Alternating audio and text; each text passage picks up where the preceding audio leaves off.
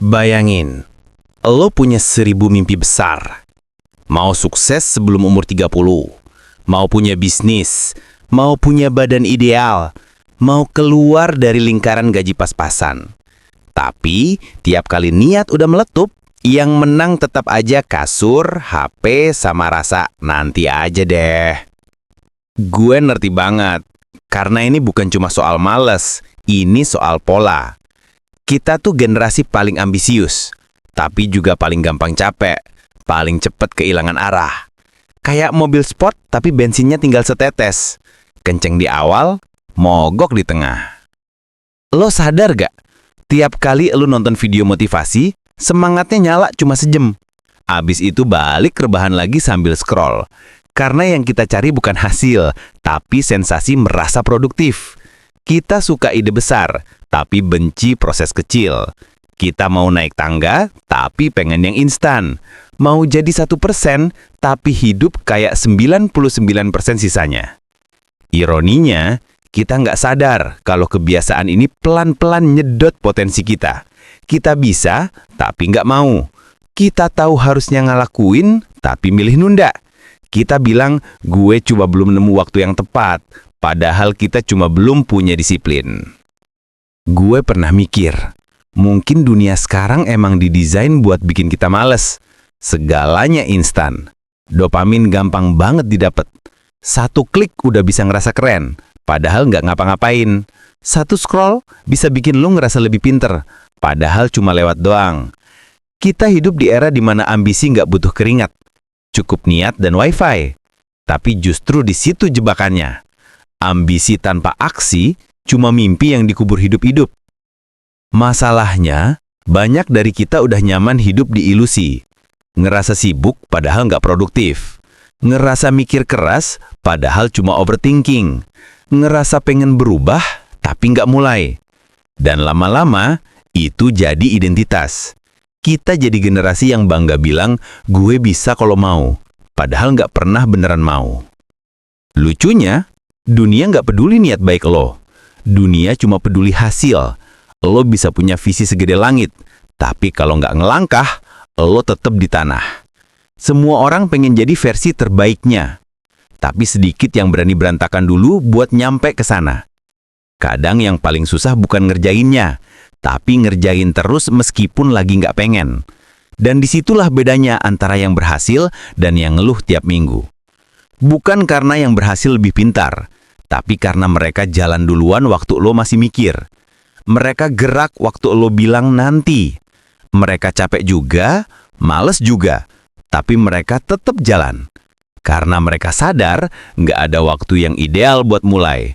Yang ideal itu lo sendiri kalau lo berhenti nyari alasan. Coba jujur sama diri sendiri. Berapa banyak mimpi lo yang udah mati bukan karena gagal, tapi karena nggak dimulai? Berapa banyak ide yang udah keburu basi karena nunggu momen tepat? Kadang yang lo butuhin bukan motivasi, tapi tamparan realita. Nggak ada yang bakal nyelamatin lo kalau lo nggak gerak sekarang. Lucunya lagi, makin banyak alasan lo punya, makin jelas kalau lo takut. Takut gagal, takut dinilai, takut usaha keras tapi nggak dilihat orang. Tapi yang lo nggak sadar, dengan nggak ngapa-ngapain, lo udah gagal duluan. Dunia nggak butuh alasan lo, dunia cuma pengen lihat bukti. Dan kalau lo pikir nanti masih ada waktu buat berubah, lo bakal kaget betapa cepatnya waktu nyeret lo tanpa ampun. Ambisi bisa nunggu, tapi hidup enggak. Karena di akhir hari, lo cuma punya dua pilihan. Jadi orang yang sibuk ngomong suatu hari nanti, atau jadi orang yang diem tapi jalan pelan-pelan sampai semua orang nanya, kok bisa? Tapi nanti gue kasih tahu satu hal yang lebih nyeremin dari males. Sesuatu yang bikin lo sadar bahwa waktu bukan sekutu, tapi musuh paling sabar yang lo punya. Tahukah lo, waktu itu nggak pernah ngelawan lo secara langsung. Dia cuma diem, tapi ngikis pelan. Hari demi hari, detik demi detik, sementara lo masih sibuk nyari alasan. Belum mood, lagi nggak fokus, nanti ya habis ini mulai. Tapi tahu nggak, alasan itu udah jadi racun paling halus yang pernah diciptain manusia modern. Karena setiap kali lu ngomong, nanti, lu lagi nyicil penyesalan masa depan. Gue pernah dengar satu kalimat yang nyelekit banget. The problem isn't that you don't have time. The problem is you think you still have it. Kita tuh hidup seolah waktu bakal sabar nungguin kita berubah. Padahal, enggak. Tiap kali lu milih rebahan, padahal tahu ada hal penting yang harusnya dikerjain, lu lagi ngurangin peluang lo buat jadi orang yang lu impikan. Yang lucu, kita tuh bukan gak punya potensi, justru terlalu banyak. Saking banyaknya, kita bingung mulai dari mana. Mau jadi ini, mau coba itu, tapi ujung-ujungnya gak satu pun jalan. Karena ambisi yang gak difokusin cuma jadi beban mental. Dan makin lama, makin berat buat mulai. Otak kita mulai berbisik, udah telat kali ya? Padahal enggak. Yang telat cuma kesadaran elu buat berhenti males. Coba deh, lihat orang-orang yang lu kagumi. YouTuber, pebisnis, atlet, seniman. Rata-rata mereka bukan orang paling berbakat, tapi paling konsisten. Mereka juga pernah males, pernah gagal, tapi mereka nggak tinggal di situ. Sementara elu mungkin masih di tempat yang sama, ngeluh soal hal yang sama, tapi berharap hasilnya berubah.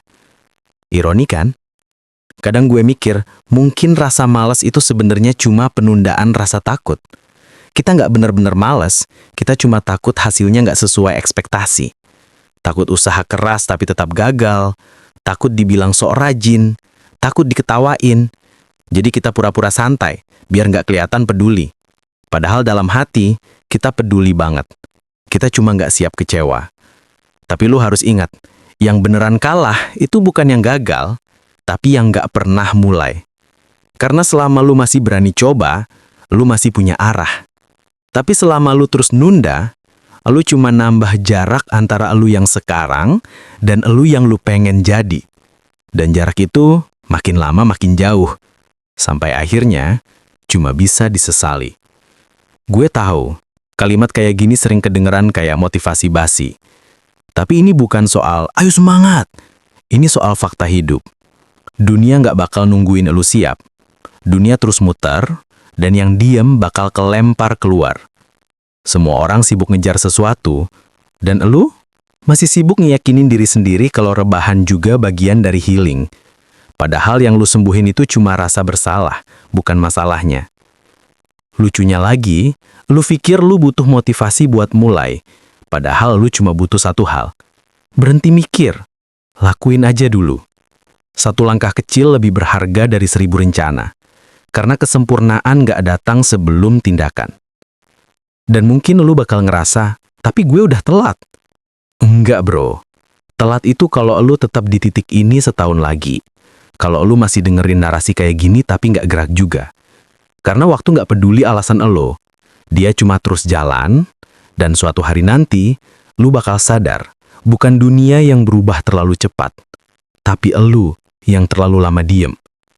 Tapi nanti gue bakal kasih tahu satu hal lagi, kenapa sebagian orang akhirnya bisa lepas dari lingkaran ambisius tapi malas, dan kenapa sisanya bakal stuck selamanya di fase besok mulai. Bayangin, lu lagi di titik di mana lu sadar, lu gak bisa terus kayak gini. Ambisi numpuk di kepala, tapi realita di depan kaca masih sama. Hari-hari lewat, target gak maju.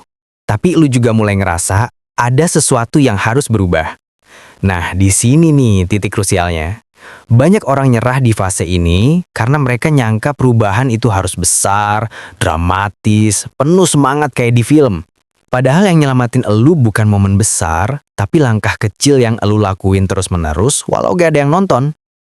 Elu tahu kenapa sebagian orang bisa lepas dari lingkaran ambisius tapi malas?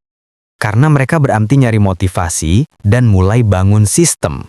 Mereka sadar semangat itu gak bisa diandelin. Hari ini bisa semangat banget, besok udah pengen menyerah. Tapi sistem itu yang bikin elu tetap jalan bahkan pas lagi gak pengen. Kayak lu gak perlu nunggu inspirasi buat sikat gigi kan, karena itu udah jadi kebiasaan. Nah, sukses juga begitu. Bukan karena lu pengen, tapi karena lu nyiptain pola yang bikin lu gak punya alasan buat berhenti. Masalahnya, kebanyakan orang pengen hasil, tapi gak mau struktur. Pengen kebebasan, tapi nol disiplin. Padahal, disiplin bukan musuh kebebasan, disiplin justru jembatan menuju kebebasan. Karena begitu lu terbiasa ngelakuin hal kecil setiap hari, lu bebas dari rasa bersalah, dari overthinking, dari lingkaran gue harusnya udah mulai dari dulu. Dan lu tahu apa yang paling gila? Begitu lu mulai gerak, hidup mulai nunjukin jalannya. Ide-ide datang, peluang muncul, orang-orang baru hadir. Tapi semua itu gak akan terjadi kalau lu masih rebahan mikirin kenapa nasib gue gini. Dunia tuh gak kerja buat yang nunggu. Dunia kerja buat yang mulai meski setengah siap. Kebanyakan dari kita pengen hasil luar biasa, tapi nggak siap ngelakuin hal yang luar biasa ngebosenin. Padahal rahasia sukses bukan di inspirasi besar, tapi di konsistensi kecil yang nggak kelihatan. Dan itu kenapa banyak orang stuck, karena mereka pengen teriak keras di panggung, tapi malas latihan tiap hari di ruangan sepi. Gue nggak ngomong ini buat ngejudge lo. Gue ngomong karena gue tahu rasanya. Gue juga pernah di situ, nunda, ngeles, nyalahin keadaan. Tapi makin lama, gue sadar, dunia gak peduli alasan elu, tapi bakal ngasih hasil buat yang tetap jalan meski pelan. Dan kalau lu terus nunggu momen sempurna, lu bakal sadar, momen itu gak pernah datang. Karena momen sempurna itu bukan yang elu tunggu, tapi yang elu ciptain lewat langkah pertama. Pelan-pelan, lu bakal mulai ngerasain perubahan kecil. Mungkin gak langsung besar, tapi nyata. Hari ini 1 jam kerja, besok 2. Minggu depan lu mulai percaya diri lagi. Dan dari situ, keajaiban kecil mulai kebentuk, bukan karena dunia berubah, tapi karena lu berhenti nyalahin dunia. Dan kalau lu kira ini akhir ceritanya, lu salah. Karena ada satu fase yang lebih bahaya dari males. Fase di mana lu udah rajin, udah mulai berubah, tapi mulai ngerasa puas. Di fase ini banyak orang jatuh lagi, karena mereka lupa konsistensi itu bukan soal mulai, tapi soal bertahan waktu semuanya gak seru lagi. Tahukah lo, setelah semua perjuangan itu, setelah lo mulai rutin, mulai bangun lebih pagi, mulai kerja walau nggak mood, ada satu jebakan baru yang sering banget bikin orang jatuh lagi ke titik nol. Namanya kepuasan palsu. Itu momen dimana lo udah mulai ngerasa, oke, gue udah berubah nih, padahal baru jalan setengah. Di fase ini, lo mulai ngurangin gas pelan-pelan. Dulu tiap hari ngerjain, sekarang jadi, ya besok aja deh, kan udah lumayan. Dari situ, pelan tapi pasti, lo balik lagi ke pola lama. Tapi kali ini lebih berbahaya, karena lo ngerasa udah beres. Gue nyebutnya zona abu-abu sukses semu. Lo udah nggak rebahan mulu, tapi juga belum bener-bener disiplin. Lo kerja tapi nggak sungguh-sungguh. Lo produktif tapi cuma buat ngerasa produktif. Di luar kelihatan sibuk, tapi di dalam lo cuma muter di tempat. Dan yang paling parah, lo ngerasa nyaman di situ. Masalahnya, kenyamanan itu kayak lumpur. Semakin lama lu diem, makin susah keluar. Banyak orang berhenti bukan karena gagal, tapi karena ngerasa udah cukup. Mereka lupa kalau dunia terus muter, terus berubah. Jadi kalau lo nggak berkembang, lu bukan diem, lu mundur pelan-pelan. Lihat aja di luar sana. Banyak orang yang dulu rajin banget, sekarang hilang. Dulu upload tiap minggu, sekarang sebulan sekali. Dulu baca buku tiap hari, sekarang cuma scroll quotes motivasi. Karena begitu lu dapat sedikit hasil, otak lu bakal bisik. Udah cukup lah. Tapi kenyataannya, cukup itu seringkali cuma versi sopan dari menyerah pelan-pelan. Gua paham kok, capek itu nyata. Rasa jenuh, burnout, itu manusiawi. Tapi lu harus tahu, di titik-titik jenuh itulah kualitas lu diuji. Karena sukses itu nggak datang pas lu lagi semangat. Tapi pas lo tetap jalan, waktu semangatnya udah mati. Gila ya, tapi itu kenyataannya. Kalau lu bisa lewatin fase puas semu itu, lu udah selangkah lebih deket dari versi terbaik lu. Karena di saat orang lain berhenti setelah lumayan, lu masih terus ngejar lebih baik. Dan lama-lama, perbedaan kecil itu jadi jurang besar antara yang terus naik dan yang stuck di tengah jalan.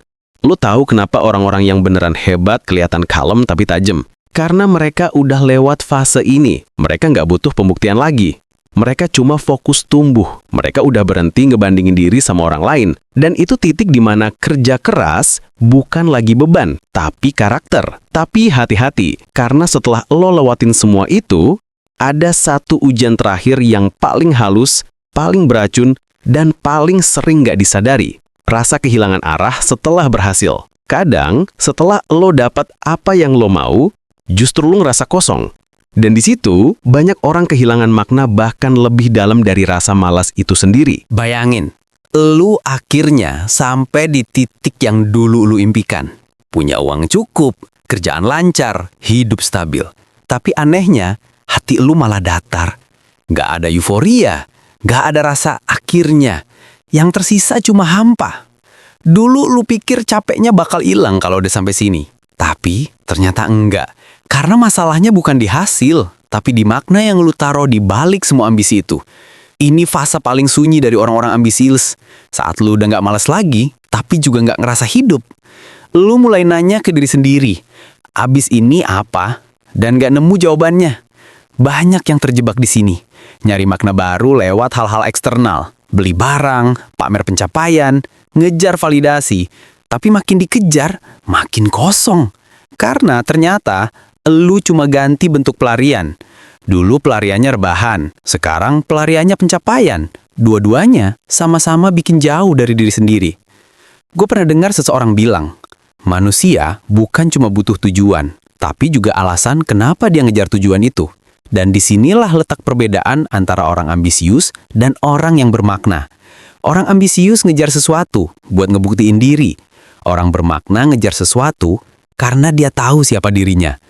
Ambisi bisa ngedorong lu, tapi cuma makna yang bisa bikin lu bertahan.